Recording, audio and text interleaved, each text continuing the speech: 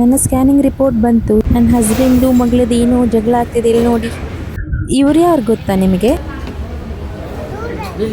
ಇವಳು ಇಲ್ಲಿ ಪೂಜೆ ಮಾಡ್ತಿದ್ದಾಳೋ ಆಟ ಆಡ್ತಿದ್ದಾಳೋ ನೋಡಿ. ಈ ಸ್ಪಾಂಜ್ ತಂದಿದ್ದು ತುಂಬಾನೇ ಯೂಸ್ ಆಯ್ತು. ತೋಟ ತೆಂಗಿನ ಕಟ್ಟೆ ಎಲ್ಲ ಹಾರ್ಕೊಂಡು ಎಲ್ಲಿಗೆ ಹೋಗ್ತಾ ಇದ್ದೀವಿ? ಎಷ್ಟು ಜನಕ್ಕೆ ಈ ಗಿಡ ಗೊತ್ತು ಹೇಳಿ?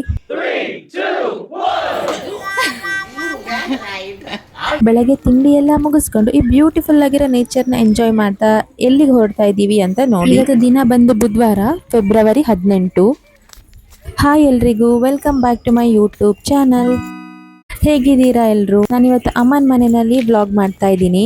ತಿಂಡಿ ಎಲ್ಲ ಮುಗಿಸ್ಕೊಂಡು ನಡ್ಕೊಂಡು ಹೋಗ್ತಾ ಇದ್ದೀವಿ. ಇವ್ರ ಹಿಂದಿಂದ ಓಡ್ಕೊಂಡ್ ಬರ್ತಾ ಇದ್ದಾರೆ ನೋಡಿ. ಫೈನಲಿ ಅವ್ರು ಬಂದ್ರು.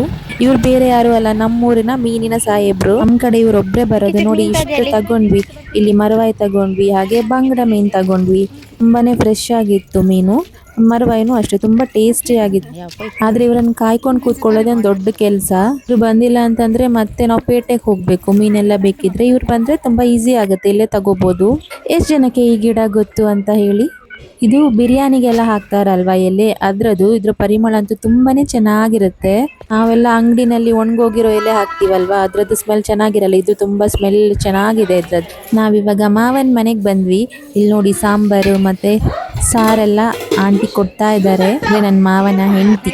ನನ್ನ ಹಿಂದಿನ ವಿಡಿಯೋ ನೀವು ನೋಡಿದ್ರೆ ನಾವು ದೇವಸ್ಥಾನಕ್ಕೆ ಹೋಗಿದ್ವಲ್ಲ, ಅಲ್ಲಿದ್ದು ಈ ಸಾಂಬಾರು ಸಾರೆಲ್ಲ ಉಳ್ದಿತ್ತು. ಅವ್ರು ತಗೊಂಬಂದಿದ್ರು, ಹಾಗೆ ನಮಗೂ ಕೊಟ್ಟರು. ಅದನ್ನೆಲ್ಲ ಮನೆಗೆ ತಗೊಂಬಂದು ಇಟ್ವಿ. ಹಾಗೆ ನಾವು ಮೀನು ತಗೊಂಡಿದ್ವಲ್ಲ, ಅಮ್ಮ ಮಾಡಿಕೊಟ್ರು. ಇನ್ನದಕ್ಕೆ ಫ್ರೈಗೆ ಮಸಾಲ ಹಾಕಬೇಕು.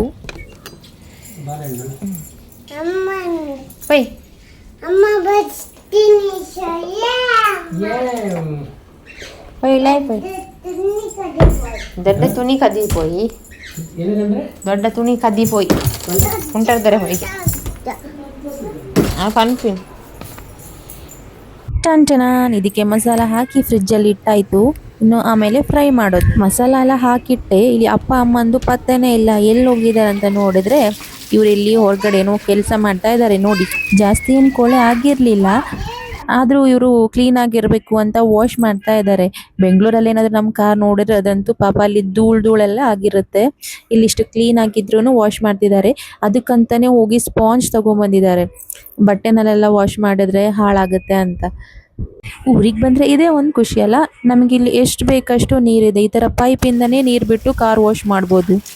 ಅದೇ ಬೆಂಗಳೂರಲ್ಲಾದರೆ ನಮ್ದಂತೂ ಸೆಕೆಂಡ್ ಫ್ಲೋರಾ, ಒಂದು ಬಕೆಟಿಂದ ತಗೊಬರ್ಬೇಕು ನೀರು, ಇಲ್ವಾ ಕಾರ್ ವಾಶಿಗೆ ಕೊಡಬೇಕು. ಅವ್ರದ್ದು ಇಲ್ಲಿ ಕೆಲಸ ಆಗ್ತಾ ಇದ್ರೆ ನನ್ನ ಮಗಳು ಇಲ್ಲಿ ಬೇರೆನೇ ಕೆಲಸ ಮಾಡ್ತಿದ್ದಾಳೆ. ಇವಳು ನೀರಲ್ಲಿ ಆಟ ಆಡ್ತಾ ಇದ್ದಾಳೋ ಅಥವಾ ಪೂಜೆ ಮಾಡ್ತಾ ಇದ್ದಾಳೋ ಅವಳಿಗೆ ಗೊತ್ತು. ಕರೆದ್ರೂ ಕೇಳಿಸಿದಷ್ಟು ಬ್ಯುಸಿ ಆಗಿದ್ದಾಳೆ. ಟೇಸ್ಟಿ ಆಗಿರೋ ಬಂಗಡೆ ರವಾ ಫ್ರೈ ಇಲ್ಲಿ ರೆಡಿ ಆಯಿತು. ಆದರೂ ಊಟ ಮಾಡೋದಿಕ್ಕಿರಲಿಲ್ಲ. ಏನಕ್ಕಂದರೆ ನಾನು 11 ಗಂಟೆಗೆ ಆಲ್ರೆಡಿ ಏನೋ ತಿಂದಿದ್ದೆ. ಅದು ಮಾಡಿಸ್ಬೇಕಾದ್ರೆ ಒಂದು 5 hours ಆದರೂ ಫಾಸ್ಟಿಂಗಲ್ಲಿ ಇರಬೇಕು ಅಂತ ಅವ್ರು ಹೇಳಿದರು. ಹಾಗಾಗಿ ನಾನು ಅಮ್ಮ ಅಷ್ಟೇ ಹೊರಟ್ವಿ ಸ್ಕ್ಯಾನ್ ಮಾಡಿಸ್ಕೊಂಡು ಬರೋಣ ಅಂತ. ಇವಳಂತೂ ಜೋರಾಗಿ ಆಗ್ತು. ಹಾಗಾಗಿ ಅಪ್ಪನೂ ಅವಳನ್ನು ಕರ್ಕೊಂಡು ಬಂದರು. ನಾವು ಒಟ್ಟಿಗೆ ಹೋಗ್ತಾ ಇದ್ದೀವಿ. ಇವಳಂತೂ ಮನೆ ಡ್ರೆಸ್ಸಲ್ಲೇ ಬರ್ತಿದ್ದಾಳೆ. ಅವ್ಳಿಗೆ ಟೊಪ್ಪಿ ಪ್ಯಾಂಪರ್ಸು ಏನೂ ಹಾಕಿಲ್ಲ, ಹಾಗೆ ಕರ್ಕೊಂಡು ಹೋಗ್ತಾ ಇದ್ದೀವಿ. ನಾವಿಲ್ಲಿ AMC ಅಂಬಲ್ಪಾಡಿನಲ್ಲಿ ಸ್ಕ್ಯಾನ್ ಮಾಡಿಸಿದ್ವಿ. ಇದರ ರಿಪೋರ್ಟ್ನ ಇನ್ನು ಡಾಕ್ಟರಿಗೆ ತೋರಿಸ್ಬೇಕು. ಆವಾಗಲೇ ನನ್ನ ಹಸ್ಬೆಂಡೂ ಬಂದರು. ನಾವಲ್ಲಿಂದ ಸ್ವಲ್ಪ ಪೇರೆಲ್ಲ ಹೋಗೋದಿತ್ತು, ಅಲ್ಲಿಗೆಲ್ಲ ಹೋದ್ವಿ. ನಾನು 11 ಗಂಟೆಯಿಂದ ಏನೋ ತಿಂದಿರಲಿಲ್ಲ ಅಲ್ವಾ, ಅದಕ್ಕೆ ಹಸುವಾಗ್ತಾ ಇತ್ತು. ಅದಕ್ಕೆ ಎಗ್ ಪರೋಟ ತಿನ್ನೋಣ ಅಂತ ಬಂದ್ವಿ. ನನಗಂತೂ ಈ ಹೋಟೆಲ್ನ ಎಗ್ ಪರೋಟ ತುಂಬ ಇಷ್ಟ.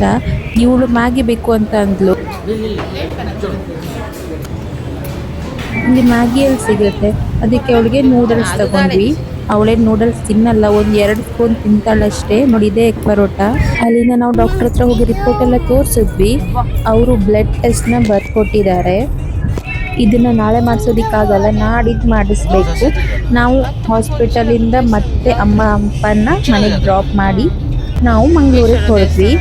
ನನಗೆ ನೆಕ್ಸ್ಟ್ ಡೇ ಬೆಳಗ್ಗೆ ಮತ್ತೆ ಬೇಗ ಹೊರಡಬೇಕಿತ್ತು ಒಂದು ಕಡೆಗೆ. ಅದ್ರದ್ದು ಎಲ್ಲಿಗಂತ ನಾನು ನೆಕ್ಸ್ಟ್ ಬ್ಲಾಗಲ್ಲಿ ಹೇಳ್ತೀನಿ.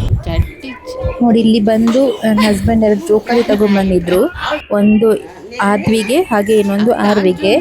ಅಲ್ಲಿ ಒಂದು ಜೋಕಾಲಿನ ಕಟ್ಟಿ ಇವಳನ್ನ ಆಟ ಆಡಿಸ್ತಾ ಇದ್ದಾರೆ ಹಸ್ಬೆಂಡ್ ಮತ್ತೆ ಅಭಿಯಣ್ಣ.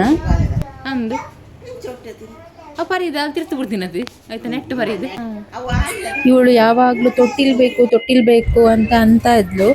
ಮತ್ತೆ ಇವಾಗ ಇವಳಿಗೆ ತೊಟ್ಲೆಲ್ಲಿಂದ ತಗೊಂಡ್ ಬರೋದು, ಅದಕ್ಕೆ ಈ ತರ ಒಂದು ಜೋಕಾಲಿ ಕಟ್ಟಿದ್ರೆ ಅದ್ರಲ್ಲಿ ಆಟ ಆಡ್ತಾ ಇರ್ತಾಳಂತ ತಗೊಂಡ್ವಿ. ಇವಾಗ ಆರ್ವಿನೂ ಆಟ ಆಡಿದ್ಲು, ಅವಳಿಗೆ ಸ್ವಲ್ಪ ಭಯ ಆಯಿತು, ಅದಕ್ಕೆ ಹಸ್ಬೆಂಡ್ ಎತ್ಕೊಂಡ್ರು. ಇನ್ನೊಂದು ಜೋಕಾಲಿ ಬೆಂಗಳೂರಲ್ಲೂ ಕಟ್ಟಬೇಕು ಇದೇ ಥರ. ನಾವು ಇದಕ್ಕೆ ಬರೋದೇ ಸ್ವಲ್ಪ ಲೇಟ್ ಆಯಿತು. ಹೀಗೆ ಊಟ ಮಾಡಿ ಮತ್ತೆ ಮಲ್ಕೋಬೇಕು. ಬೆಳಗ್ಗೆನೂ ನಮಗೆ ಬೇಗ ಏಳಬೇಕು, ಆಲ್ಮೋಸ್ಟ್ ಒಂದು 3:34ಗೆ ಏಳಬೇಕು ಬೆಳಗ್ಗೆ. ಮತ್ತೆ ಎಲ್ಲೋ ಹೊರಡಬೇಕು. ಇದರದ ಬ್ಲಾಗ್ ನಾನು ಸಪ್ರೇಟಾಗಿ ಹಾಕ್ತೀನಿ. ಹೀಗೆ ವಿಡಿಯೋ ನೋಡ್ತಾ ಇರಿ, ಸಪೋರ್ಟ್ ಮಾಡ್ತಾ ಇರಿ. ನೀವಿನ್ನೂ ನನ್ನ ಚಾನಲ್ಗೆ ಸಬ್ಸ್ಕ್ರೈಬ್ ಮಾಡದೆ ವಿಡಿಯೋಸ್ನ ನೋಡ್ತಾ ಇದ್ರೆ ಪ್ಲೀಸ್ ಸಬ್ಸ್ಕ್ರೈಬ್ ಮಾಡಿ, ಹಾಗೆ ಲೈಕ್ ಮಾಡಿ, ಶೇರ್ ಮಾಡಿ, ಕಮೆಂಟ್ ಮಾಡಿ. Thank you.